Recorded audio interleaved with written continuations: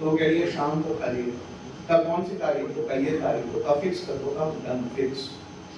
अगर call centre पे भी मशीनें इंसानों से खूबसूरत बात करेंगी तो इंसानों को नौकरी देगा।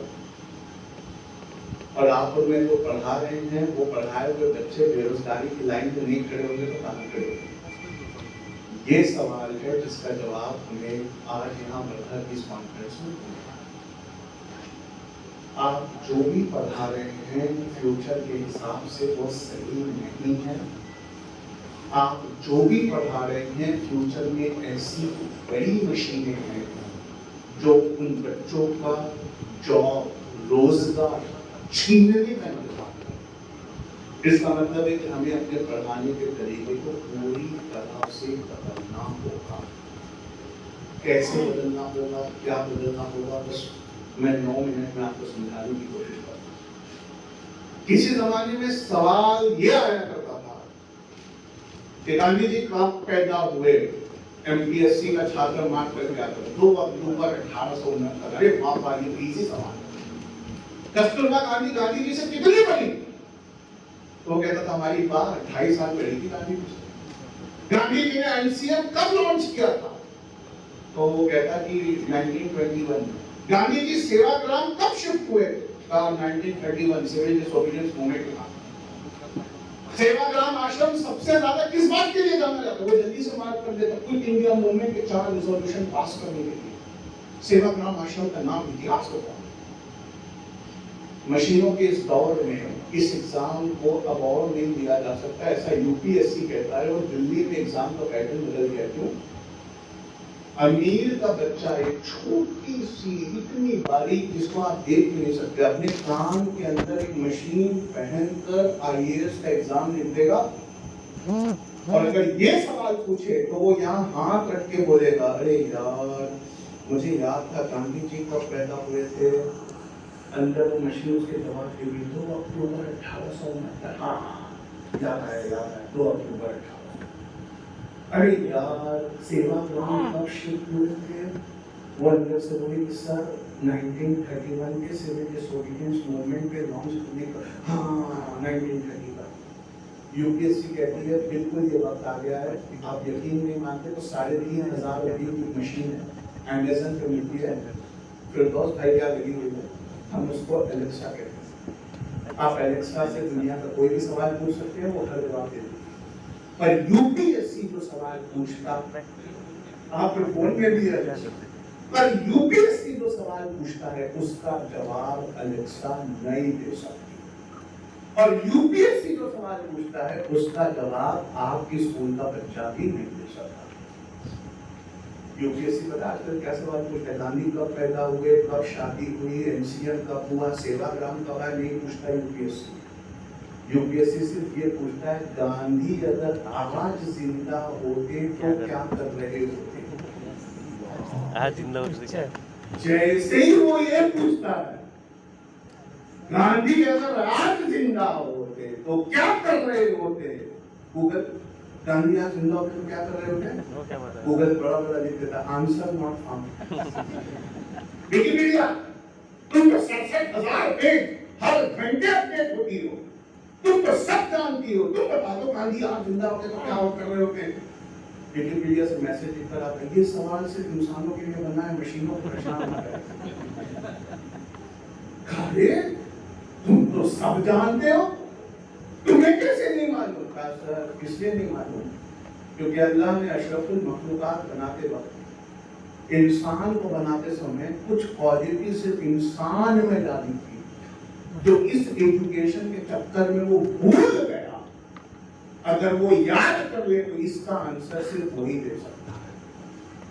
तो पूछा क्या क्वालिटीज? तो सुनिए और लिखिए, आपको अपनी स्कूलों में नई चीज डालनी पड़ेगी। नए जमाने में एजुकेशन के फ्यूचर में पढ़ा हुआ इंपॉर्टेंट नहीं है, पढ़े हुए पर बैठकर सोचना इंपॉर्टेंट है। पढ़ा हुआ रटा हुआ 2022 से आगे तक उसमें से एक सवाल नहीं आने वाला। लेकिन उनमें से आदर्श निकाल कर अपनी जिंदगी में हम क्या लगा सकते हैं, ये नए तरीके के सवाल अब इस जमाने में आने वाले। सोचना, समझना, ऐसे पढ़ना जैसे गांधी के साथ तुम सेवाग्राम वर्धा में रहते, इस तरह शामिल होना जैसे तुम गांधी जी के अनुयायी हो। बस वही बच्चे हैं जो अब यूपीएससी और एमपीएससी निकाल, जितने रच रहे हैं वो अपनी जिंदगी के साथ खेल रहे हैं, जितनी स्कूलें बता रही हैं वो उन बच्चों का भविष्य बर्बाद कर रही हैं, जितनी स्कूलें उन बच्चों को सिलेबस में शामिल कर रही हैं, उतनी स्कूलें आने वाले जमाने के एतबार से उन बच्चों को गिरफ्तार कर रही हैं। और गांधी अगर आज जिंदा होते तो क्या कर रहे होते, इसका जवाब सिर्फ कस्तूरबा दे सकती है। आपका बच्चा भी नहीं दे सकता। आपको मालूम है व्हाट्सएप आने के बाद आपके घर में कुछ हुआ, आपके घर में कुछ हुआ, आपके बच्चे से आज पहला सवाल करिएगा, इंस्टाग्राम में सबसे ज्यादा फॉलोअर किसके? पापा पापा अब्बू विराट कोहली। यूट्यूब पे सबसे ज्यादा फॉलोअर किसके बेटा? अरे पापा वो पता के। अच्छा, मैं पहली बार तुम्हारी माँ से कहाँ मिला था?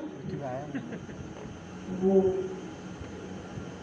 मतलब कभी पूछा ही नहीं आपसे क्या आप अम्मी से पहली बार कहाँ मिले?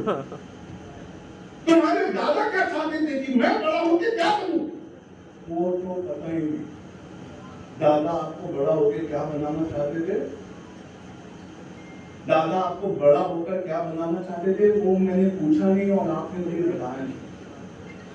पता है अल्लाह के रसूल ने ये बात भेज दी थी 1487 साल पहले। अल्लाह के रसूल ने बहुत प्यारी बात बोली थी, सुनना चाहिए। उस आका पे कुर्बान जाइए जिसकी फुरासत 1400 साल पहले हुई है। अल्लाह के रसूल फरमाते हैं सल्लल्लाहु अलैहि वसल्लम,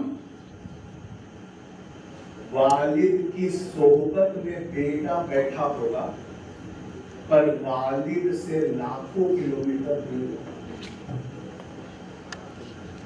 आज वो देना अल्लाह के रसूल फरमाते हैं कयामत तब तक नहीं आएगी जब तक घोड़े की लगाम और ऊँट की रस्सी तुमसे बात न करे। अब आदमी सोचे यार घोड़े की लगाम और ऊँट की रस्सी ये हमसे कैसे बात कर सकती है? कभी ऊबर ओला में बैठना या गूगल पे मैप डाल के बैठना, अगले मोड़ को गूगल बताता है, जब एक्सीलरेटर पे पैर दोगे तो कहता है इन 300 मीटर्स टर्न लेफ्ट।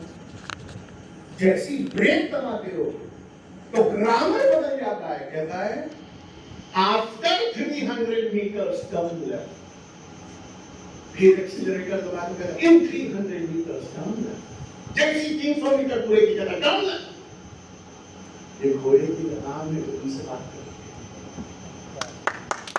घोड़े की लगाम है जो तुमसे बात करी, ऊंट की रस्सी है जो तुमसे बात करी। मशीनें सोच रही हैं साहब, आपका बच्चा बैठ रहा है, मशीनें डेटा सेट को देखकर अपने जवाब खुद तलाश रही हैं और आपका बच्चा कोचिंग जा रहा है इस उम्मीद में और इस दुआ में वो कोचिंग जा रहा है कि कुछ रेडीमेड क्वेश्चन आंसर मिल जाए, मेरा एमपीएससी निकल जाए। नहीं निकलता, दम लगा दो नहीं निकलता। 11 साल से आईएएस को पढ़ो नहीं निकलती। इसलिए आज इस कॉन्फ्रेंस से अगर आंख खुल गई और समझ में आ गया कि पढ़ाना कोई और ही शय है, पढ़ना कोई और ही शय है, तो मैं आपको वर्धा की कहानी सुनाता हूँ। मैंने फिरदौस मिर्जा साहब के लिए बचा के रखी। वो क्या करते हैं ना, जब भी मेरे से मुलाकात करते हैं मुझे 2-3 ऐसी हैवी कहानी सुनाते हैं कि मैं फ्लैट पढ़ा रहता हूँ, यार ये आदमी कितना पढ़ा है। लेकिन आज मैं आपको वर्धा की एक कहानी सुनाता हूँ जो आपने नहीं सुनी होगी। मैं किसी को भी कह देता था ये वक्त का सर सैयद है, वो आदमी भी खुश हो जाता है, सुनिए ना मत सुनिए बोल के गए, मैं वक्त का सर सैयद, वो भी खुश, मैं भी खुश। कई जगह मुझे क्या देते, अरे ये सर सैयद की जैसे काम करने वाले, ये काम कर रहे हैं सर सैयद जैसा। नहीं, किसी को हक नहीं है सब्सिडी करवाने का। क्यों? 1887 अलीगढ़ से एक आदमी निकला, वेरधा क्या है, वेरधा क्या है पूछते नहीं, सबने कहा वेरधा, वेरधा क्या है, बोले नहीं वेरधा ही है, कहाँ है? लोगों ने ढूंढते ढूंढाते समझ में आया कि अच्छा ये वर्धा पूछ रहे हो। अब अलीगढ़ से कोई वर्धा आने का तरीका नहीं था। 27 दिन पता नहीं कहाँ घूमते रहे, फिर फरवरी 1887 में वर्धा पहुंचे। और वर्धा पहुंच के क्या किया? कहा कि एक अंग्रेज ने मुझे बताया अलीगढ़ में कि 14,000 भर्तियां निकलने वाली है वर्धा में अक्टूबर में, मैं फरवरी में आया हूं, 7 महीना मुझसे पढ़ लो फिर देखते हैं क्या होता है। फरवरी 1887 से अक्टूबर 1887 तक वर्धा में सर सैयद अहमद ने क्लासेस में कॉम्पिटिटिव एग्जाम की और दिसंबर में जो रिजल्ट आया है तो 14,000 में से 8,926 भर्तियां मुसलमानों की। उस आदमी ने 7 महीने का रुक कर क्या जादू किया कि उस दिन का गजट उठा कर दे। आज तक पूरे इंडिया में फिर ऐसी भर्ती मुसलमानों की नहीं हो पाई। अल्लाह के पास से होश करो, अल्लाह के रसूल सल्लल्लाहु अलैहि वसल्लम के दामाद हजरत अली की बात पर, और हजरत अली वही कहते थे तो रसूल कहते थे, तो हजरत अली ने बड़ी प्यारी बात कही, पूरा सिलेबस दिया है फ्यूचर का, एक लाइन में ध्यान से सुनना।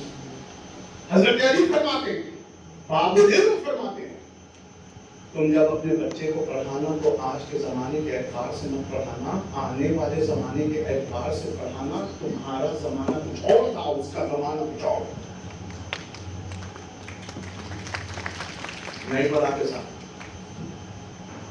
मदरसों पे बोलने के लिए हमारे पास स्पीकर है, बोलूंगा नहीं, लेकिन मदरसे से एक आलिम आए हुए थे घर पे, जितनी बार अदब से मैं उनके कमरे में गया उनको गुजारने, उतनी बार वो इंटरनेट को भी देखते हुए थे। इस्लाम और दीन का ही देख रहे थे कि इंटरनेट से देख रहे थे। ये दौर है, इस दौर के तकाज़े अलग है, यहाँ पढ़ाई का मतलब अलग है। एक तूफान है जो आने वाला है, तुम्हारे हाथ में से 2 चॉइसेस है, या तो अपने पढ़ने का तरीका आज बदल लो तो ये वाला सेंटेंस सही हो जाएगा जो आज तक गलत है। क्या सेंटेंस है? सुनना बहुत अच्छा है। हमारी कौम का सॉल्यूशन पढ़ाई लिखाई में है, रॉन्ग। हमारी कौम का सॉल्यूशन फ्यूचर के हिसाब से पढ़ाई लिखाई, हमारी कौम का सॉल्यूशन पीछे से चले आ रहे सिलेबस के हिसाब से है। दुनिया में वही कौमें राज करती है जिनके पास 3 चीजें होती हैं, आपके पास उसमें से एक भी नहीं है। ये चुल्लू पर पानी में डूब मरने वाली बात है, आपके लिए क्यों है? पहला, वो कौमें उरूज याफ्ता हैं जिनके पास आने वाले जमाने की टेक्नोलॉजी पे कब्जा है। आपको लगता है ये मोबाइल जो आपके हाथ में है ये आपको एम्पावर करता है, ये आपको ताकत देता है? आपको लगता है आप इसमें कुछ भी ढूंढ सकते हैं? रॉन्ग। आप इसमें वही ढूंढ सकते हैं जो वो चाहते हैं कि आप ढूंढ लें। पैलेस्टीन की एक न्यूज मुझे ढूंढ कर भी दिखाओ, गलती से मिल जाए तो बोल देना। तुम्हें लगता है ये मोबाइल तुम्हें एम्पावर करता है? मजाक करते हो अपने साथ। फिलिस्तीन के 29,073 बच्चों को मार मार कर हड्डियां तोड़ दी गई, छोटे बनिहालों को। स्टॉकहोम इंटरनेशनल का रिपोर्ट है, ढूंढ लो गूगल में। और तुम्हारे दिमाग की माइंडसेट की कंडीशनिंग ऐसी कर दी गई है कि तुम मान चुके हो दिल की गहराई में कि जो चाहिए वो सिर्फ गूगल पे मिलता है। आने वाले जमाने की टेक्नोलॉजीज पे जिन कौमों का, जिन समाज का, जिन देशों का कब्जा होता है, उनका कब्जा पूरी दुनिया में। दूसरा, आने वाले जमाने के एतबार से कारोबार करना सीखो। सीखो कारोबार करना आने वाले जमाने के एतबार से। कैसे? नूरी चश्मा घर खोल के बैठे हो, सवेरे से शाम तक मक्खियां मारते हो, लॉकडाउन में पता है कितना कमाया एमेजन ने?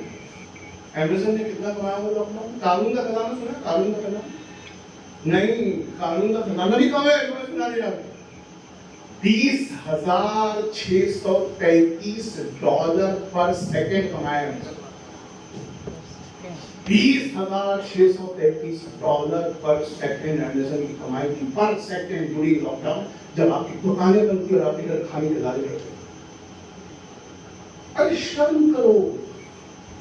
कहते हो दीन बचा देंगे मदरसों के जरिए। झूठ बोलना पड़ता है। हाँ, दीन बचेगा मदरसों के जरिए, लेकिन मदरसे कैसे बचेंगे? दीन की बका के लिए मदरसों का होना जरूरी है। लेकिन यहाँ जितने लोग बैठे हैं, रखो सीधा हाथ अपने दिल पर, बताओ मुझे, मदरसों की बका के लिए लोगों का कारोबार का होना जरूरी है।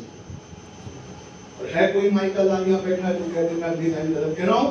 लोगों के कारोबार की बका के लिए उनके बच्चों का पढ़ा लिखा होना जरूरी है।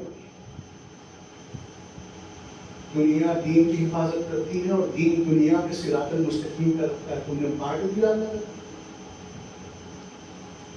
अगर आज हम इतने दूर से आए, वो बैंगलोर से आए, मैं दिल्ली से आए, वो नागपुर से आए, लाने वाले ने कुछ सोच के लाए।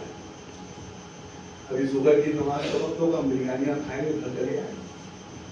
लेकिन अगर इसमें से उन्होंने मुझसे यही कहा, मैंने कहा नहीं आना चाहता, करता कोई सुनता नहीं। इससे पहले भी आया था एक बार, सोरा अली, कमर अली साहब अच्छा काम करते हैं एजुकेशन में, उन्होंने बुलाया आया नहीं। लेकिन आज आया हूँ क्यों? उन्होंने कहा है समीर भाई आम ऑडियंस नहीं है, भीड़ भड़कता नहीं है, मुझे वैसे भी लोगों की तारीफों और भीड़ से डर लगता है। उन्होंने कहा परफेक्ट एजुकेशनिस्ट चुनकर ला करेंगे जिनके दिल में अगर आपकी बात उतर जाए तो इनकलाब 1887 में जो इस वर्धा में आया था, फिर से वो इनकलाब आएगा। और एक ऐप है मेरा, मैं अपने प्रेसिडेंट की इजाजत से नाम बता देता हूँ, ऐप बता दूँ। एक अलिफ्स करके हमने ऐप बनाया है जिसमें हम यूपीएससी की तैयारी कराते हैं बिना पैसे के। लेकिन आपको एक डिजिटल चार्ज देना पड़ता है उस ऐप का। वो ऐप हमको बताता है दिन भर में आपने कितनी देर पढ़ाई की, आपके सोचने का तरीका कैसा है, आपने टेस्ट में कितने मार्क्स लिए, आप कितनी मेहनत कर रहे हो। उसका डिजिटल प्रोफाइल का 500 रुपया महीना वो ऐप की कंपनी लेती है। हम दिल्ली से महंगी कोचिंग 1,83,000 प्लस जीएसटी जिसकी कीमत है, वो उस ऐप में आपको फ्री देता है। और हमने वो अपने अल्लाह के लिए बनाई है, हमको उसका सिला चाहिए वो दे देगा। आपको उस ऐप को प्ले स्टोर पे जाकर डाउनलोड करना है। ALIFS अलिफ्स ये ऐप है, रेड कलर का ऐप है, आप इसको डाउनलोड करिए।